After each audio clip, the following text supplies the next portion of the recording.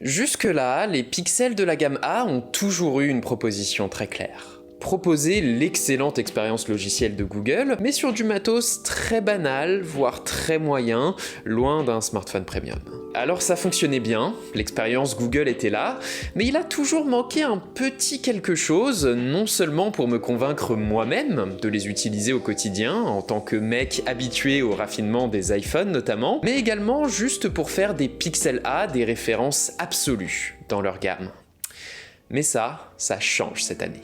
Vous regardez Nightech, c'est Thomas, et ça fait une bonne semaine que j'ai lâché mon iPhone 14 Pro pour le Pixel 7a, et il faut que je vous parle de mon expérience.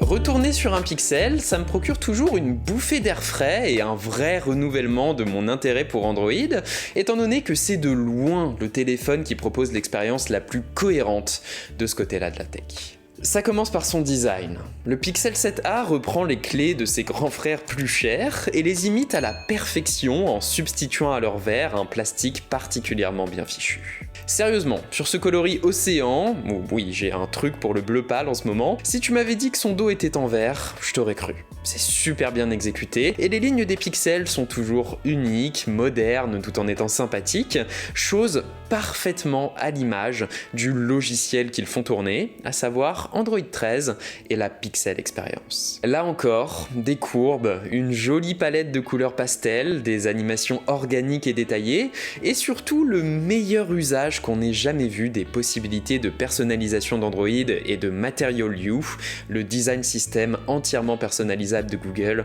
introduit sous Android 12. Quelles que soient vos préférences, l'interface d'un pixel, vous pouvez pleinement vous l'approprier et la personnaliser, et au-delà de ça, la Pixel Experience, c'est aussi la version d'Android qui intègre de la façon la plus transparente et cohérente possible tous les services de Google que vous utilisez probablement déjà. Gmail, le YouTube, le Play Store, toutes ces applications ont un style qui ici s'adapte parfaitement à l'interface de ce téléphone, forcément c'est Google, ce qui renforce ce sentiment d'utiliser un logiciel qui a été pensé pour tourner sur le matériel que vous avez entre les mains.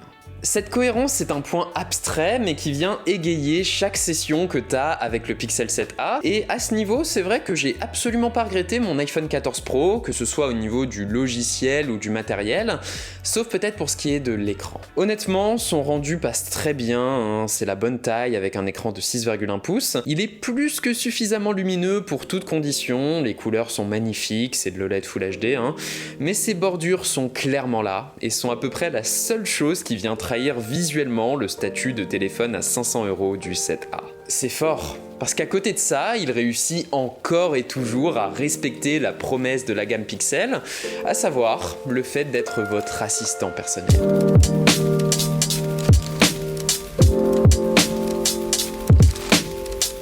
C'est toujours ce qui m'a impressionné sur les Pixel A.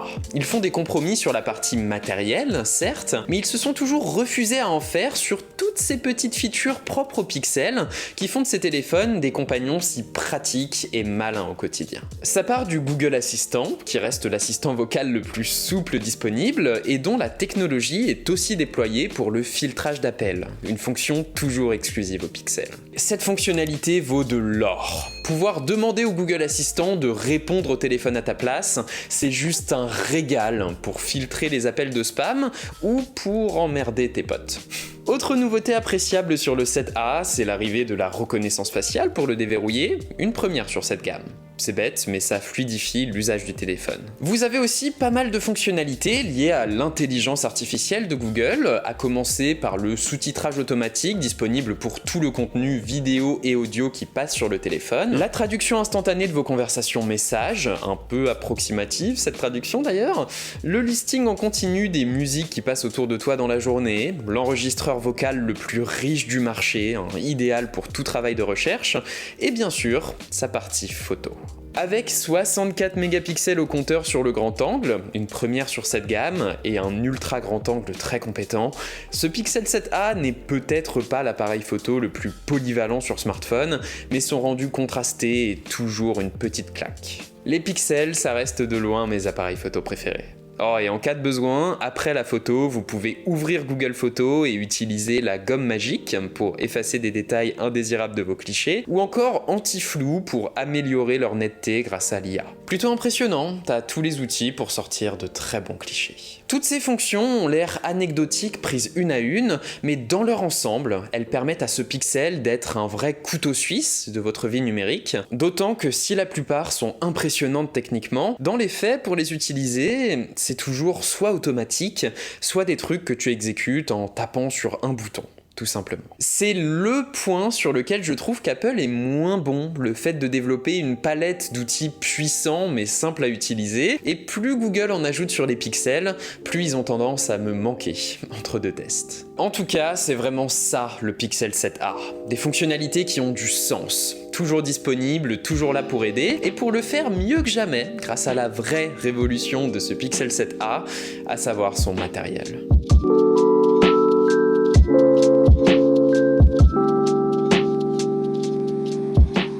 Et oui, toutes les fonctionnalités liées à l'IA et toute l'optimisation qu'on sent sur ce téléphone sont dues à la présence de la puce Tensor G2, la seconde génération de puces fabriquée par Google, qui est également disponible sur les Pixel 7 et sur le Pixel Fold, qui lui n'est pas disponible chez nous. Google, ça devient difficile de vous soutenir si vous soutenez pas la France. Mais bon, cette puce Tensor G2 est un vrai atout pour ce téléphone. Non seulement elle lui garantit toutes ses fonctions Pixel liées à l'IA, mais également une certaine rapidité d'exécution avec des performances légèrement en deçà d'un Snapdragon 8 Gen 1, ce qui est correct dans cette gamme de prix et qui permet de faire tourner très confortablement la nouvelle dalle 90 Hz de ce Pixel 7a. Alors cette fonctionnalité est désactivée par défaut, sans doute pour préserver l'autonomie un peu juste mais correcte de ce téléphone. J'ai pu finir mes journées de 6h du matin à 23h le soir, toute option activée, avec genre 20% d'autonomie restante. Pour ce format de téléphone, c'est exactement pareil, voire un petit peu mieux que mon iPhone 14 Pro, donc franchement ça passe. Mais bon, le 90 Hz, activez-le dans tous les cas, parce que ça propulse ce Pixel 7a dans la catégorie flagship en termes de fluidité.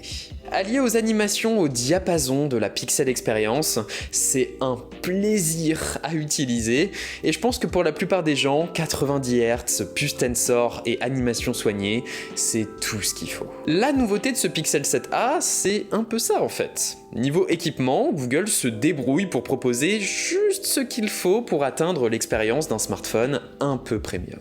Pas de charge foncièrement rapide, mais du 18 watts, ça passe, et surtout, on a droit à l'arrivée de la recharge sans fil.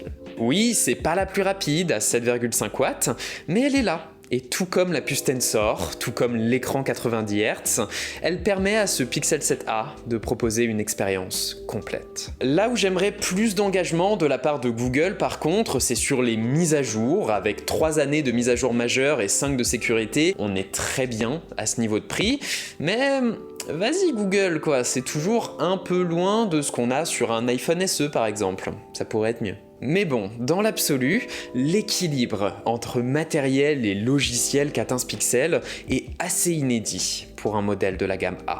Alors oui, ça se fait au détriment du prix, avec une petite hausse de 50 € par rapport au modèle précédent, mais à mes yeux, elle est pleinement justifiée par le vrai gain de confort et le vrai gain en qualité d'expérience qu'on a avec le 7a. Au final, pour moi, ça a été impressionnant de constater à quel point un smartphone à 500 €, tant qu'on ne parle pas d'écosystème, peut se substituer facilement à mon iPhone. Mais c'est logique au final. Google a juste pris le temps de bien s'interroger sur quels sont les besoins autour d'un téléphone, ce qui est une bonne démarche de conception, et pour y répondre, il livre une copie équilibrée avec ce qu'il faut de compromis, de fonctionnalités logicielles, et juste le nécessaire en termes de raffinement matériel pour contenter l'immense majorité des utilisateurs. Et c'est simple, à mes yeux, on est passé d'une situation où la gamme A était une solution moins chère pour s'offrir un Pixel, à une situation où le Pixel 7a est le Pixel à acheter par défaut.